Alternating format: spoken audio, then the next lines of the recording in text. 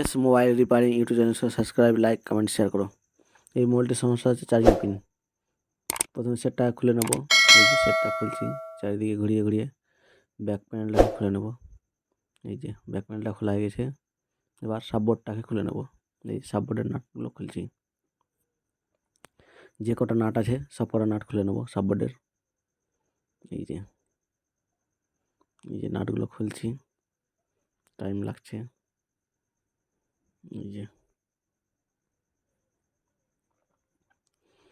এই যে নাট খুলছি। এই যে নাট খোলা হয়ে গেছে।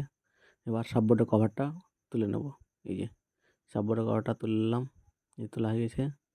এবার কানেক্টারগুলো খুলে নেব। এই যে একটু জার দিয়ে এই যে প্রথমে অ্যান্টেনা কানেক্টার খুললাম, খোলা হয়ে গেছে। এবার সাববোর্ডের কানেক্টারটা খুললাম। এই যে এই বোর্ডটা খারাপ হয়ে গেছে, সাববোর্ডটাকে চেঞ্জ করে নেব। এই যে এটা খারাপ সাববোর্ড। এবার একটা নতুন সাববোর্ড লাগিয়ে নেব। এই যে এটা নতুন সাববোর্ড।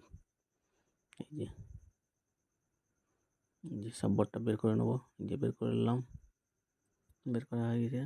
নতুন সাববোর্ডটাকে ঠিকঠাক করে বসিয়ে নেব। এই যে কানেক্টার লাগিয়ে নিলাম, সাববোর্ডের কানেক্টার। এই যে সাববোর্ডের কানেক্টার ঠিকঠাক করে লাগিয়ে নেব। এই যে লাগানো হয়ে গেছে। এবার অ্যান্টেনা কেবেলটাকে ঠিকঠাক করে লাগিয়ে নেব। এই যে অ্যান্টেনা কেবেলটা লাগাচ্ছি। এই যে লাগানো হয়ে গেছে। এবার সাববোর্ডের কভারটা লাগিয়ে নেব। এই যে সাববোর্ডের কভারটা লাগাচ্ছি। এই যে সাববোর্ডের কভারটা, এই যে সাববোর্ডের কভারটা টাইট করে নেব। আবার এই যে কটা নাট খুলেছিলাম সাববোর্ডের সব কটা নাট টাইট করে নেব। এই যে টাইম লাগছে।